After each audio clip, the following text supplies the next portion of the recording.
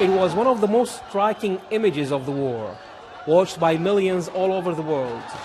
Scenes of joy as people danced on the toppled statue of their former leader, kicking it and hitting it with their shoes.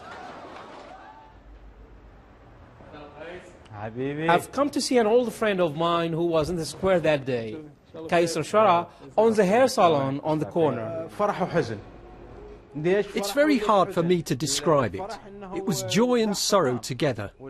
I was happy to see a dictator being toppled, but sad because it was being done by foreigners.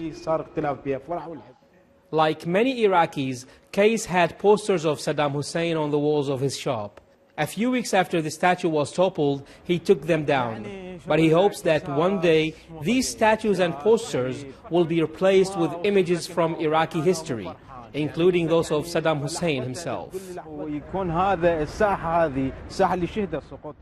I want statues of all rulers who ruled Iraq throughout its modern history to stand in the square, including Saddam's. I want those statues to form a museum for Iraq's history. Every one of those rulers had supporters and opponents. People can come to those statues to condemn or hail the memories of those men. Today, there is just an empty space where Saddam's statue used to stand.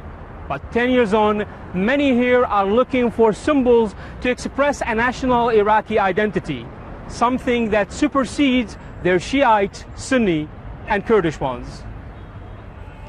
But it's taken a long time.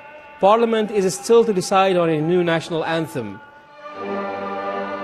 The current one, played here by the Iraqi National Symphony Orchestra, was chosen hastily in 2004, and they are still nowhere near choosing a new national flag. Because of the complications of the political process, we still don't have a final identity for the Iraqi state, and that's why we don't have the final decision for making a new flag and anthem. So the shape of the state is still in a process. We're still in a transitional process. That's why.